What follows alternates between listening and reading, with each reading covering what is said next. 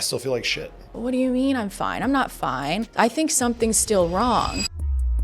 We have been indoctrinated to not trust our bodies and to outsource our health to Western medicine. A baby's first indoctrination happens in the hospital when they're born in a hospital.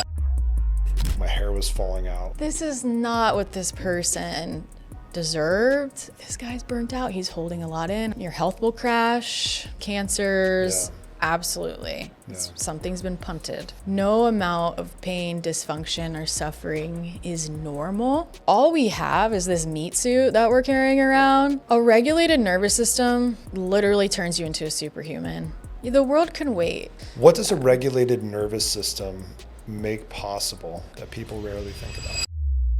Dr. Natalie Rosenzweig, thank you for being here today. Thanks for having me. Really appreciate it. So super fascinated, came by your office recently, known about what you do for a while, but when I came by, I just really learned the uniqueness of your practice, your approach. I want to start first because we were just talking about it, but I want the viewers to hear it. Talk to me about Above Down. That is a unique name. I didn't really understand it until you just explained it to me. So I want to hear but when you explained it, the philosophy is really cool. And I think a great approach to not only health and chiropractic care, but all around life. So what does Above Down mean? How'd you come up with the name? So Above Down is actually stolen from a philosophy within chiropractic. So we have this saying, and it's called above, down, inside out, meaning like health flows from above, down, inside out. Okay. So above meaning whatever you want to label it, higher intelligence, universe, God, that is really our source of life. Yeah. And that is within every living being, is this intelligence that's keeping us actively organizing and adapting and healing our bodies. Well, that information is channeled through our system, and it's channeled through our nervous system. So through our brain and through our nerves, we're receiving this higher intelligence. And through that, we are outwardly expressing health. But first it comes from above, down through us, and then expressing outward. Cool. And it's a little bit of a rebellious name that I chose for the office because first of all, I started the office in January 2020. So we know this is like COVID timing, era. Yeah. Really crazy time, especially when you're in a holistic health field that really believes that people have the innate ability to heal themselves and be healthy when they're doing the right things and they're supporting their body. So it was a little rebellious because I wanted people to ask me about it and know that, hey, actually your body can heal itself. It is capable of that. And I wanted it to start a conversation around, well, where does health even come from? You know, we don't get health from outside in, really true health. Do we need support sometimes from outside in, from providers, or maybe even sometimes medicine? Yes, but the person really doing the healing is us. It's within us. How does that start when you say inside out? Like, what does that mean? When I think a good way to kind of think about this is with a metaphor. So let's say you're chopping your flowers, you're chopping your roses, and the thorn cuts your skin. You don't have to do or say anything to that cut for it to heal. You don't have to put anything on it. You know, you might want to monitor it for maybe an infection. But that cut's going to heal on its own. You didn't have to tell that to do anything. And so inside out, that's the intelligence within you. Like you have something. We all have something within us that's guiding active organization within ourselves to repair and heal on its own. And so that's really the inside out. And it can be taken spiritually if you're that kind of a person. I think there's a big unknown in that. It's like, what is that? Like, what is that intelligence that is helping us to heal ourselves? What is that intelligence that helped us become, an egg and a sperm, create an embryo, and now you're a live human? There's intelligence, there's organization in that. Something created that. What is the something? We don't know. Yeah. And so that's the inside out. And that's just a question we should just keep asking ourselves, like, what is that? What is doing that? How am I doing this? Well, so like a question would be then if a lot of the processes you just spoke about, like we're unconscious of, right? But I also think of inside out as like and you talked about the higher intelligence, like there's an innate knowing as well that I think we all have. In some sense, I think we're all more intuitive about our bodies than we'd like to admit or we're led to believe. What do you think takes people away from that? Like why aren't people today as in tune with that innate knowing in their bodies of whether it's related to chiropractic or other areas of health that maybe we used to be? I think, now this, I don't know if this is a radical idea, but Let's hear it. Okay. I'm here for the radical ideas. let's talk about it. I really think that we have been indoctrinated to not trust our bodies and to outsource our health to Western medicine. And I'm a birth worker. I work in, helping women through pregnancy. And I can honestly tell you that a baby's first indoctrination happens in the hospital when they're born in a hospital and they're whisked away from mom and they're given a bunch of shots and they're not allowed to be on mom, or maybe even the medical system took over that entire physiological birth process for them and made birth happen or cut belly open, whether, maybe they didn't need to, but they did to speed it up. So that's that medical hijacking of the body's normal physiology really happens for most people in a hospital when they're born. And you get whisked up into this, the medical system of, well, in order to be healthy, come see us once a year and make sure you get a shot. That's all you need to do. We're not going to ask about your nutrition. We're not going to ask about your lifestyle, how your mental health is. Hey, you just need vaccines. You just need some pills. You have an antibiotic here. Why don't you just take that? Who cares about anything else? And so from literally the time of us being a baby through childhood, through adolescence, and then into adulthood, now we have whole generations that have just been programmed to outsource what's going on with them to just a medical doctor. Well, they know what's best for me because they've been telling me they know what's best for me since I was a baby. I think that's the thing that initially disconnects us. Yeah. I think in the past, when, let's say we go back, way back in time, people operated in villages. You had community, you had healers, you had traditions, you had medicines, you had things that were passed down through knowledge of the tribe, of village. And that was how we learned how to care for ourselves. And you're more, in those times in tune with what's going on with your body. You may have, maybe your grandmother is more, is in tune with you and is teaching you, is passing down the wisdom of what's going on with you and how to help you. And, that to me was probably a time that was a lot more nurturing. We could be in tune with their bodies or more in tune with their cycles and nature. But that was before Western medicine. Yeah. Took over our health. So I think everything's pendulums, right? And we've certainly with Western medicine swung in one direction. I do feel like things are swinging back a little bit. I totally think you're right. Yeah, I think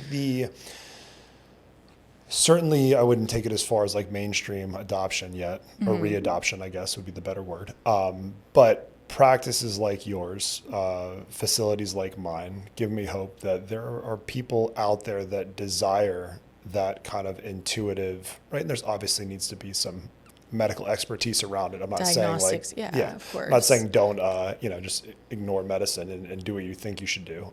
But there seems to be more value, right, in the intuition that our bodies have being returned to us. And also, I think just the general approach, like people are realizing now with Western medicine, like there's a lot of times they're left with more questions than answers. And so they almost have to become responsible for managing their own health, regardless of what area it is, but also recognizing that because they don't have the medical background, right, or the medical expertise, they got to rely a little bit more on intuition. Like, how do I feel? Do I sense something's off and kind of go down that vein? Do you think that's fair? Totally. Yeah. Totally. How do you see that in your practice? So for us, it shows up with, we see a lot of women, and we also see we do see a lot of high performing men in like business and entrepreneurship. And the one thing about women, especially mothers and pregnant women and high performing entrepreneurs and business owners, is that these people operate at like a capacity that no one else is operating from. And they typically have more health struggles. They're just experiencing more stress in life. So they're going to have more health struggles. They're going to be at some point going down some kind of a system to figure out what's going on with them. So they're going to seek answers. And so the first stop for most people, which I do think is somewhat changing, is, well, let me go to my general practitioner and get some blood work. from them, Yeah. get a basic panel and see maybe they'll tell me what's going on. They get some blood work back and everything's within normal ranges. Yeah. Hey, there's nothing wrong with you. You're completely fine. But they're experiencing brain fog, headaches. Maybe they're a woman that's having infertility or menstrual issues, or they're chronically ill. Yeah. What do you mean I'm fine? I'm not fine. I think something's still wrong. And it's like, that's the intuitive part. Yeah, something is still wrong. Yeah. You are experiencing something. You are right. Like, go find out. Yeah. And so that happens a lot in our practice. And I think, when people come to chiropractic, we're a lot of times, and I do think it's changing, but a lot of times we are the last stop or the last peg on the stop of like, what can help me? Mm-hmm.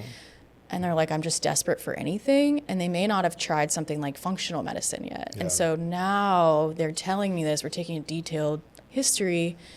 Oh my gosh, you have so many things going on with your body right now. Like, you're really struggling. Oh, well, I know, like I've been trying to tell my doctor, but they think everything is fine, but I'm freaking out. I think something's going on with me. Hey, guess what? You're right. Why don't you try an alternative route? Why don't you try something like with what your clinic offers, a more in-depth analysis of what's going on? Put the full picture together, a holistic view, inside out, bird's eye, what's happening with this person. But the intuition, it screams at them, and they're just looking for someone to listen.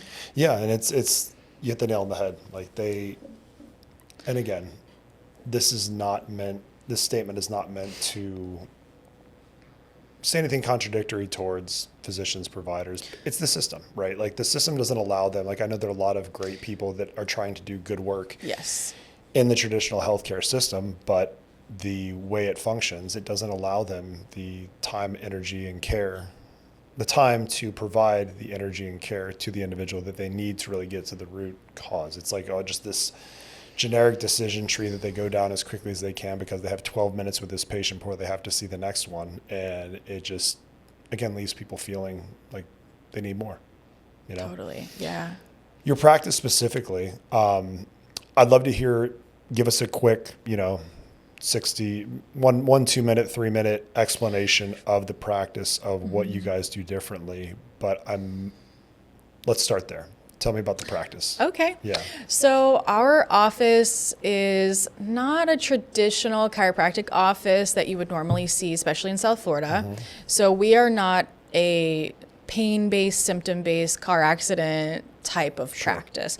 So people are seeing us for ultimately the regulation and the optimization of their nervous system. So the brain and body communication, but also the balance of fight or flight and rest and digest. That's the main reason why someone is choosing us typically.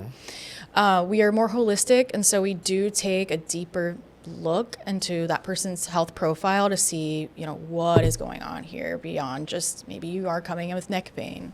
Okay, well, what's your life like? What's your stress like? What's your diet like? What's your posture like? Tell me about your life.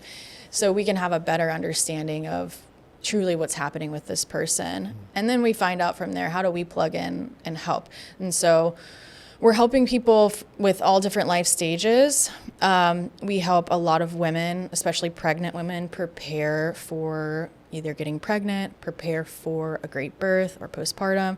We help a lot of busy executives and business owners optimize nervous system function, feel healthier, feel less pain.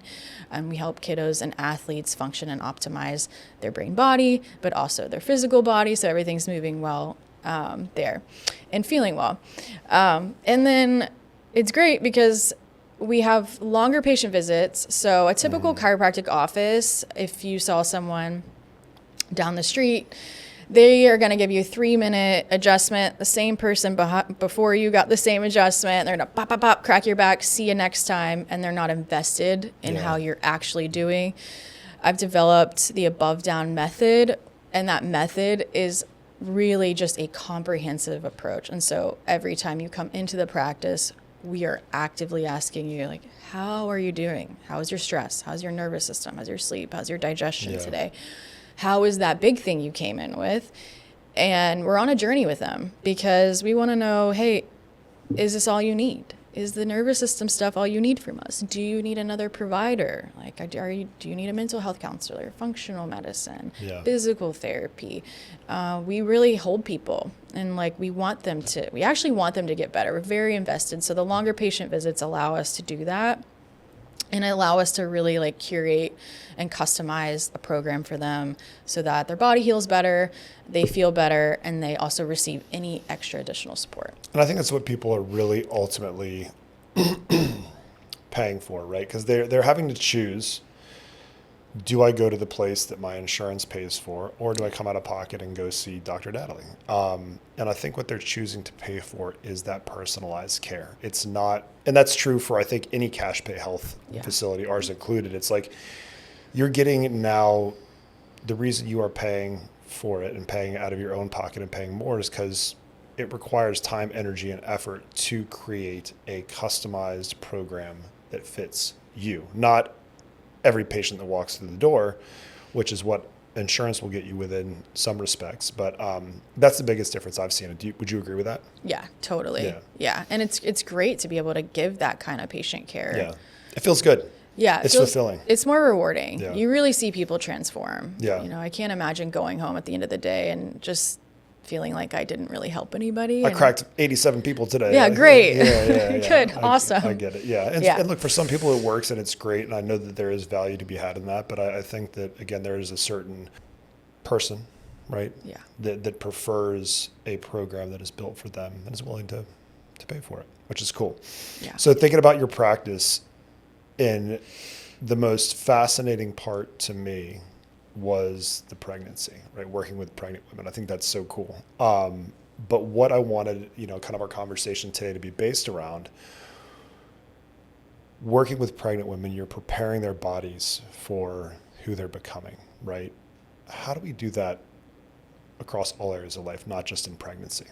So talk to me a little bit first about specifically like how you're preparing pregnant women for who they're becoming. Our office, it's like when you're pregnant and you come into our office, you are getting a village. You're getting I'm trying to recreate the village we lost. Yeah, I love that. Yeah.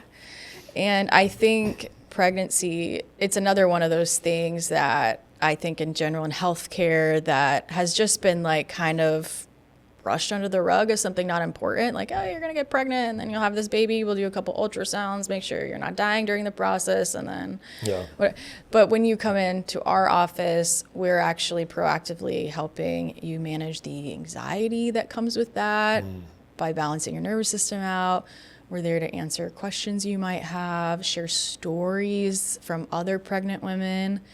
You're also going to get this community aspect. So my office is an open concept. We have a living room, and then in our living room, we have our chiropractic tables. You're going to talk to other moms. They're going to have their babies. They're going to be, maybe they're breastfeeding their baby. Maybe you have questions for mom, and they love it. They actually are getting more than just a treatment. They're getting a community. They're getting knowledge and information. They're getting to feel empowered towards this next phase in life.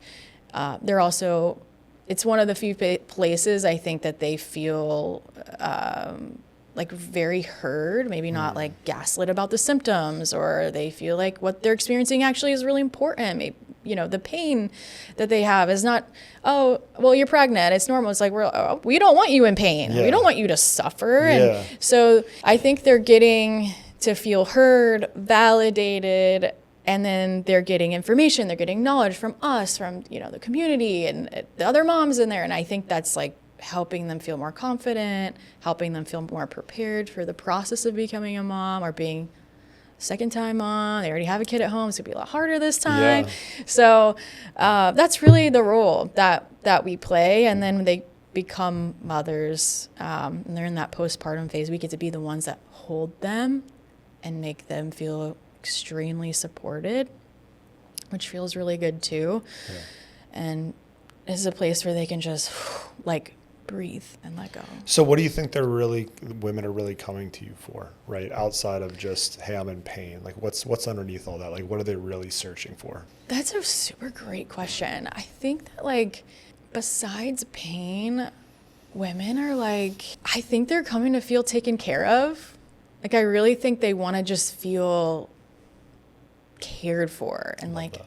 held, and a space to like breathe and be just doted on and poured into. And I think that's really what it's about. And I think too is a lot of women may not know this, but I'm big on energy. I think people are drawn into certain places for a reason. Yeah. I think they may not know it, but something intuitively is telling them this is a place I really need to be, and they come and they can receive like all that, the village aspect too, and like having a place of belonging and mothership and pregnancy, and like a place where they feel cool. Like, it's cool to be pregnant at Above Down. Like, Yeah. we're like, we love it. People are gonna be like, oh my gosh, how far along are you? This is so cool. And That's it's like, great. it's kind of counterculture, because everyone on Instagram's like super skinny in their bikini, and pregnant moms are like, well, I'm pregnant. Like, am I even cool anymore? And we're like, you're the coolest. And so they kind of just get this like fun energy to it as well. And I think people talk about that. I think the town kind of knows you can have that experience at Yeah. Above Down. That's cool. Yeah. That's really neat. And I'm sure it, obviously, based on what I'm seeing, the women love it, which is great. So caring for women during this kind of transition has to carry some weight, right? What does it require of you? Like, what toll has it taken? What have you struggled with?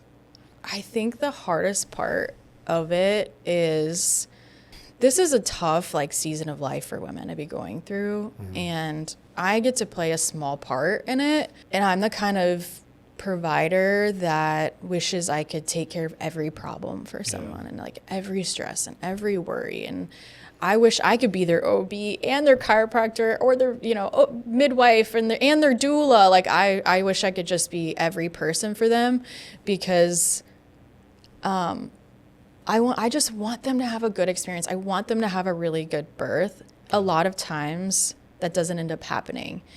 And it hurts when a mother has like done all this work with us. Maybe they've seen acupuncturists and functional medicine to make sure their hormones stay well, preparing for being pregnant. And then they have a birth that's traumatic. And it eats at me, because I'm like, God, like, this is not what this person deserved. Yeah. And it's sad. There's nothing we can do about it if the birth didn't go the way they wanted it to. I can't help but thinking like, well, maybe if I was their OB, I could have helped. Yeah. There's no possible way I Yeah. can do that, but I put all that stress on me, and it's hard. It's emotional for me. And Yeah. actually, it really is. Like, I've teared up when moms have come in and like just have to tell me their birth didn't go the way they wanted it to. Yeah. And How do you cope with that? that's a good question. How do I cope with any of that? What do you do to take care of you? To take care of me, I get chiropractic as well. So I'm making sure I'm at least getting adjusted for my nervous system. I get outside in the sun Yep. a lot. I have to sweat. If I'm not moving my body, all that stress stores in my system. I like to have a lot of quiet, like just solo time on my porch, listening to birds and bugs, like just Yeah. chirp and let my nervous system just relax. And then I take care of my mental health. So, I'm avid on doing therapy at least monthly, just to like have check-ins and have someone neutral listen to Yeah. me, That's great. which has been really helpful. Good. So, yeah. So for somebody going through transition, right, whether it's pregnancy or, big life transition, moving, new profession, new role, opening their own business, right? What advice would you give them? If someone is going through transition, the number one thing I would tell this person is to maximize your adaptability. So what happens in seasons of transition is your nervous system goes into fight or flight because it's change, it's unfamiliar. And the best way you could help increase your capacity around that experience is to care for your nervous system. And chiropractic is a big piece of that, because you don't want anything in the spine and your tissues and your fascia to add to the stress, be more background noise, or to be holding the tension in while your brain's trying to function at a exponentially higher level than you're used to. Yeah. So chiropractic is huge.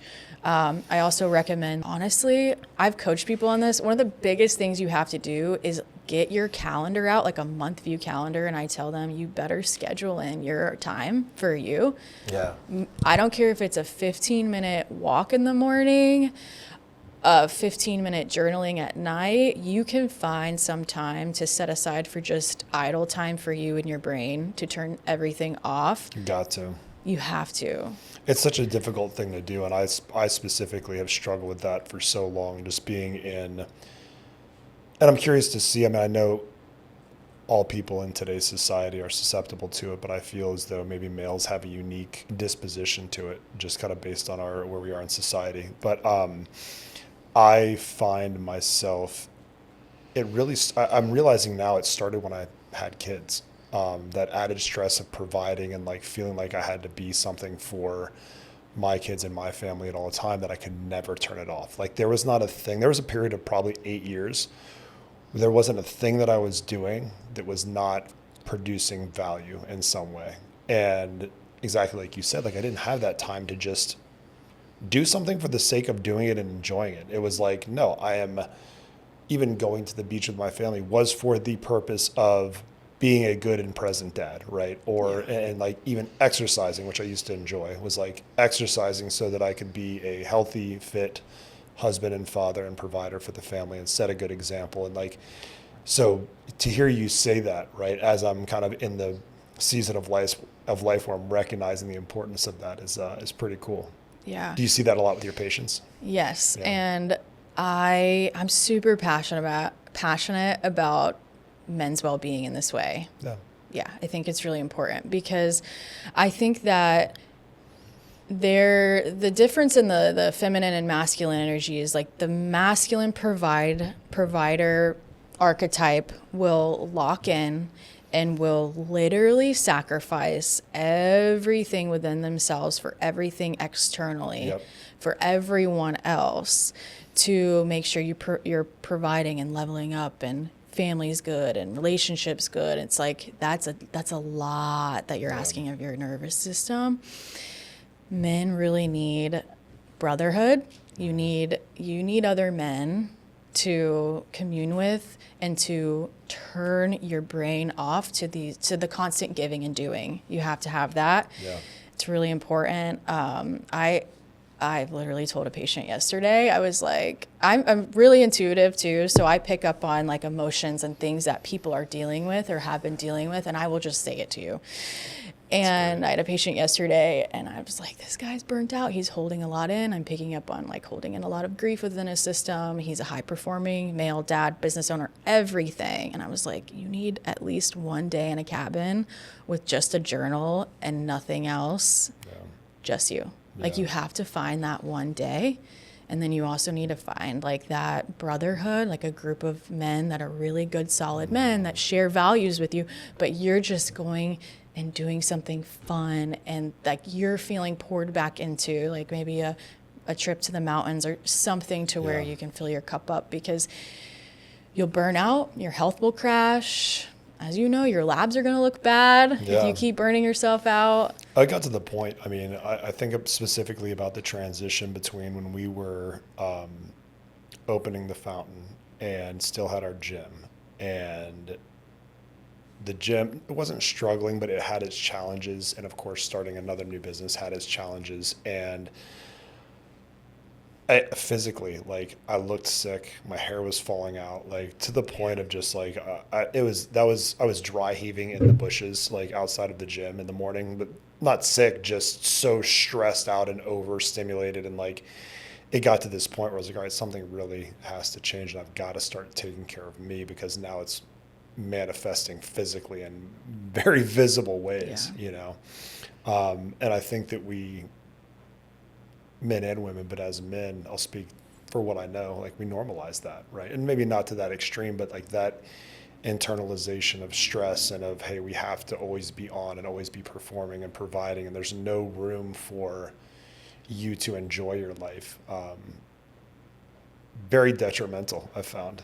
What things are you seeing people normalize that make you sad?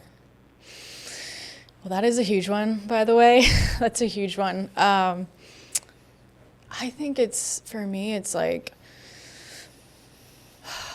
it's really in like so many different like pieces of the population. But I think we have just literally been conditioned to not care about our like physical selves, Yeah. our emotional selves. Like I think that really hurts me. It's like everyone thinks that they're a machine, and I don't know where we learned this. I don't know if it's the way our economy is formed. I don't know, but we think we're machines, and I think it's heightened in South Florida because there's a lot of ventures, opportunities, Yeah. wealth. We got to keep up. We got to be bigger, A lot of opportunity to feel less than. a lot of opportunity to feel less than. So what is Yeah. the human nature, someone who's like has a high performing mindset? Well, I'm just going to be better than them. Well, I'm just going to work harder. I will sacrifice everything I can to be this person. And I see it in men and I see it in women, and it's like all we have is this meat suit that we're carrying around. This is it. Yeah. You know, you get more lives after this, but like maybe not. Yeah. Like this is the only one. And like joy and pleasure, like those are so important. So many people don't lean into the joy and the pleasure of life. Yeah. You know, they're rigidly trying to accomplish the next thing. It's all about the next thing. Yeah, and I look at myself specifically, like I sacrificed unintentionally, right? But I wasn't aware that I was sacrificing like years with my son, right? When he was, call it 18 months until 5 or 6, like I was in a not great place, and I was not as present as I could or should have been. Still had, great experiences, a lot of love, between us. But that period I look back on, like, what was I chasing exactly? Like, what did I need to sacrifice all of that for?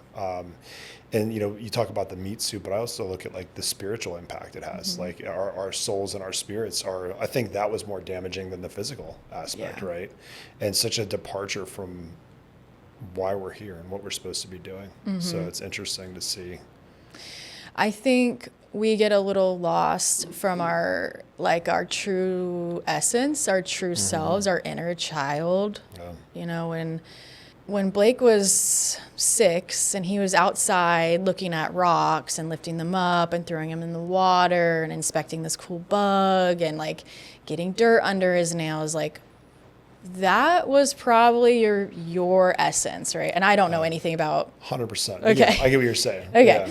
But that's your essence. And then you have this just conditioning where life is it's not about who you really are. It's about what can you do and how can you contribute and how can you perform and do the right thing, and not necessarily maybe get to express who you really are. We get really far from that. And I think we sense that. I think that's part of a lot of anxiety in our culture. I agree, right? There's again, part of that internal knowing. Yeah. Maybe we can't put words to it or put our finger on it, but something not visibly, something feels off. Something is like, there's something that's not aligning here. And I, again, struggled with that for a long time. And it's just recently that I've found better alignment. And exactly what you said in that, I felt more connected to that essence of who I really am as a kid, right?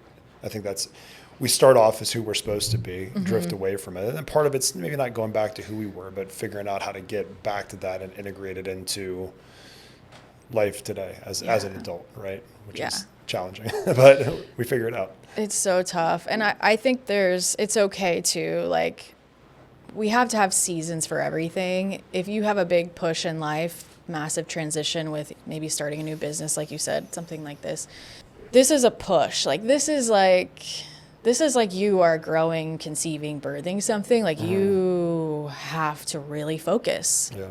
You have to pour in. But maybe you can have like a checkpoint where it's like, all right, but like 3 months in, I'm taking 1 day off and going to the spa. Or I'm not talking to anybody. My phone's off. I'm not emailing anybody. And you shut it all down and you get to reconnect. And then just like, I just went with through this with my business. I had a deadline for myself. Like by June, I'm done. Like I'm not pushing anymore. I'm not going to work as much. I am going to go on a trip. There's something to look forward to. Take a breather, reset, get back to center.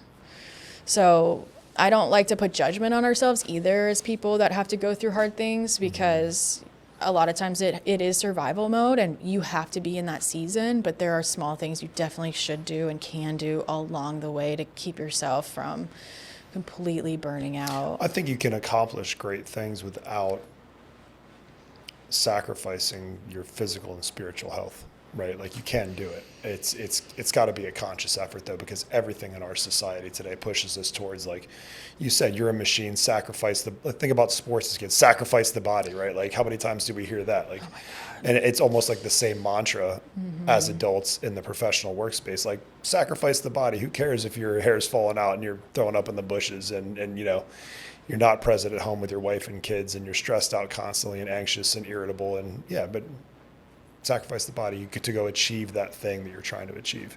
It's just, it's for me, it's been about establishing that boundary now of like, okay, I want to accomplish something great. I want to build something great. I want it to have value and serve people, but I'm not going to sacrifice myself in the process. I'm going to work hard, right? But there are certain things that have become non-negotiable, specifically my health, physical and spiritual, and my family, that like they're a priority. In 10 years from now, Dr. Kyle, who was on earlier, said this. He's like, that decision is going to be way more important 10 years down the road than spending that half an hour doing some more work or pushing yourself a little farther, right? Like those little decisions add up big time.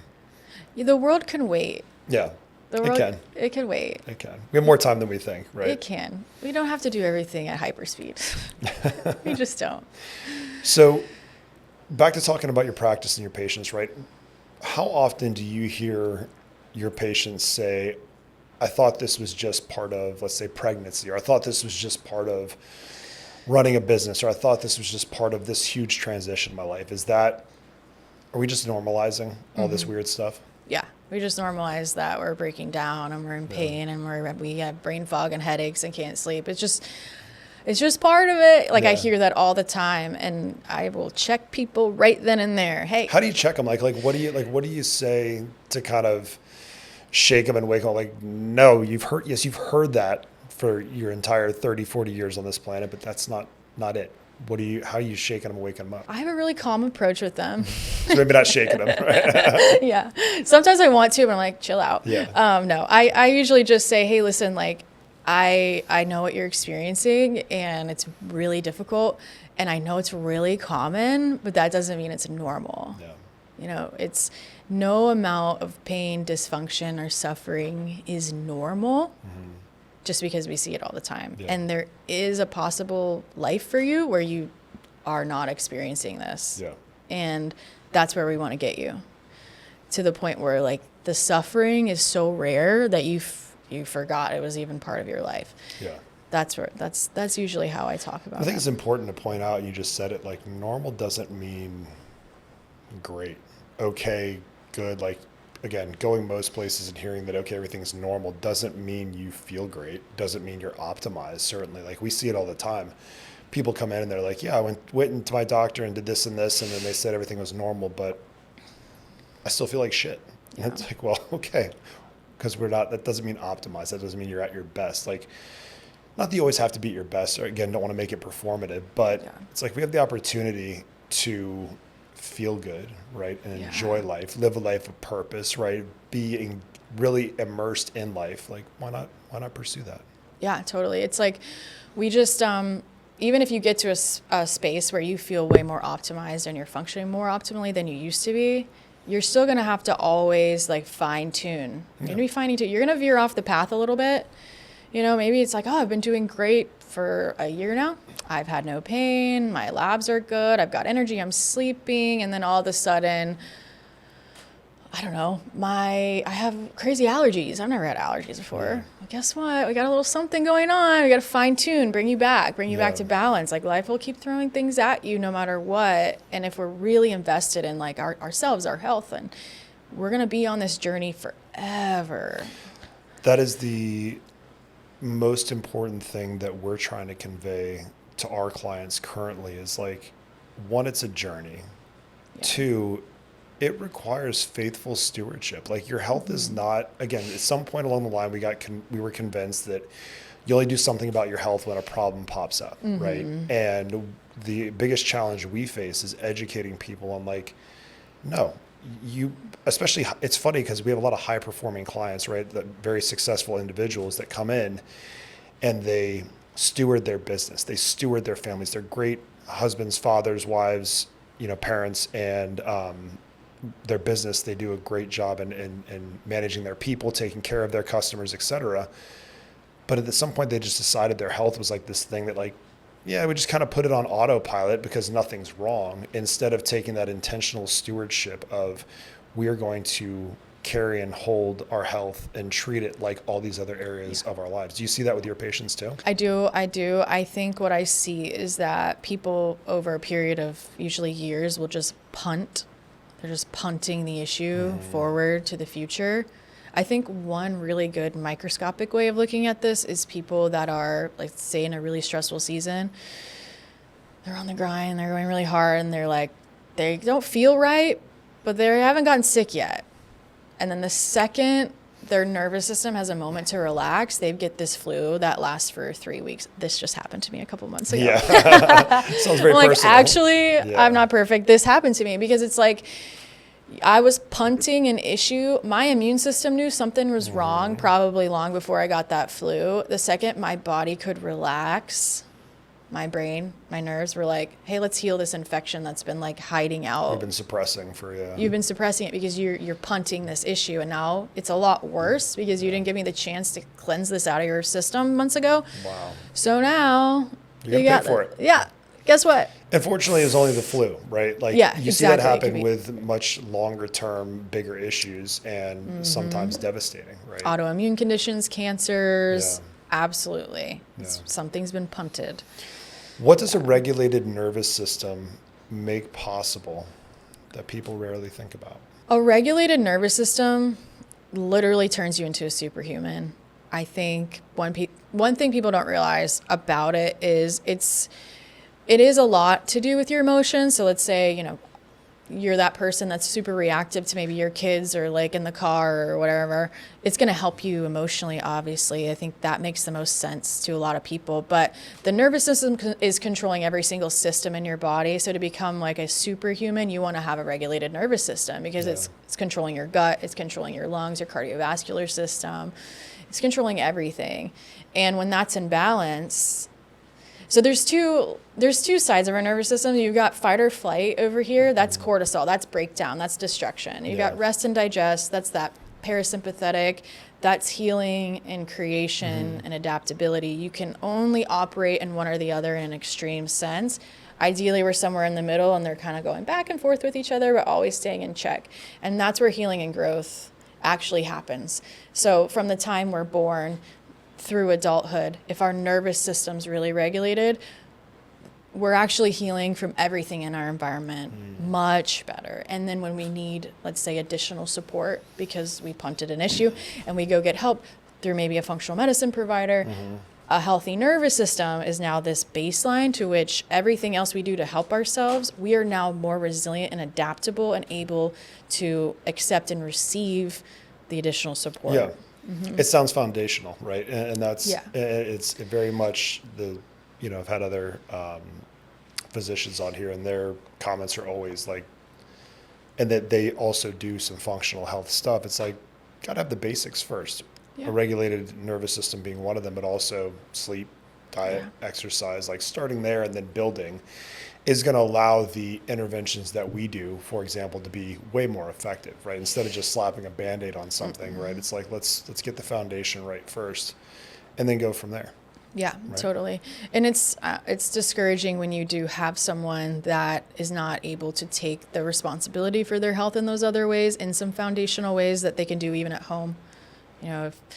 If you're someone who's needing help and you're just relying on the provider, you're not exercising, you're not eating well, you're not taking care of your nervous system, your mental health, and you just hope that supplements and peptides and all these other things are going to just red light beds or whatever is going to heal you, and you're not doing the work and you're putting everything on your provider, oh, that's going to be really hard. Yeah. Like, you're probably not going to get the results you want. You have to put in the work. Well, I think it's why, we overlook so much of this stuff, and it's why so many people are stuck and they feel like they have to, also anxiety inducing, right? Like they feel like they have to do all these things to optimize and to feel their best. And it's like you said, I'm not saying anything wrong with red light therapy or the salt chambers or Love those things. all these Yeah. things are great. Yeah. Yeah, but it's like they feel this compulsion to have to do everything all the time, and it's overwhelming. And I see people actually get to the point where they're like, you know what? I'm just not going to do anything. And then it's like, well, that's obviously not good either. So having I think a understanding and starting with a good foundation, again, and then allows them to grow and move in the right direction. Yeah, absolutely. So a few questions to wrap us up. How has serving people through transitions in their life changed the way you think about what it means to be healthy?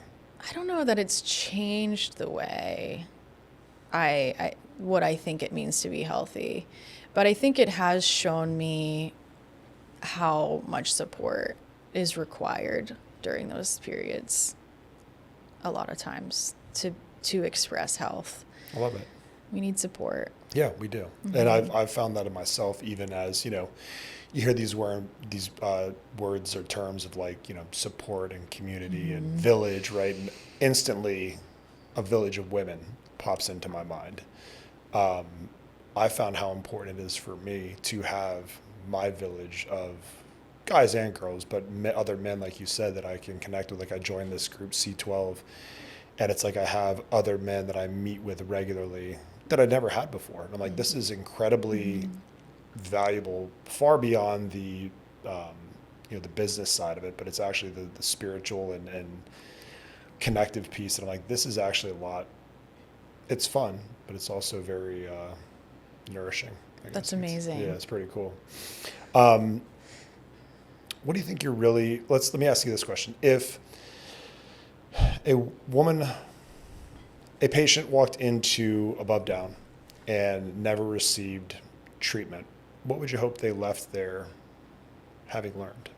Well, we're big on education, and so we give people the chance to receive that, and we teach them about their body. We teach them about what's going on with their body. We show them a spine. We show them their nervous system. We talk about their muscles. We show them how their muscles work. We demonstrate and explain pretty in depth their physiology. And so we also, are able to give them a roadmap of what we think can help. But I do tell women, hey, listen, maybe this isn't the right fit, whether financially or time. I just hope you leave here with this knowledge.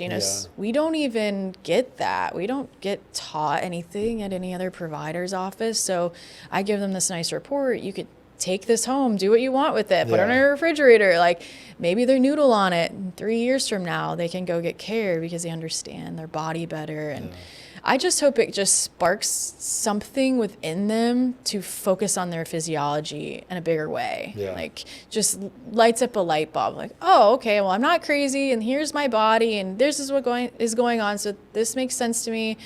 And all right, well, maybe I can't afford chiropractic, or I don't have time for that, but maybe I could YouTube some great stretches, and I'll stretch every day now because she told me stuff about my muscles, or like, I know breath work is really good for your nervous system. Maybe I'll meditate and do breath work every day. Like just spark something for them to help themselves in any way. I love it. Yeah. The work you're doing is incredible. Your facility is incredible. Your team's incredible. How do people find you? Thank you. Most people find us through word of mouth. Okay. Yeah. Where do they go to find you, though, if they're actively trying to seek you out? Website, Yes. email, phone number? Our website, we have a killer website, abovedownchiropractic.com. Okay. There's online booking, new patient information, takes you Great. through the whole journey so you kind of know what you're getting into before you come in. It's Awesome. the best place. Yeah. Well, thank you for being here. We'll have Thank to do you it for again having soon. me. Yeah, this is awesome. Thank you so much. Thanks.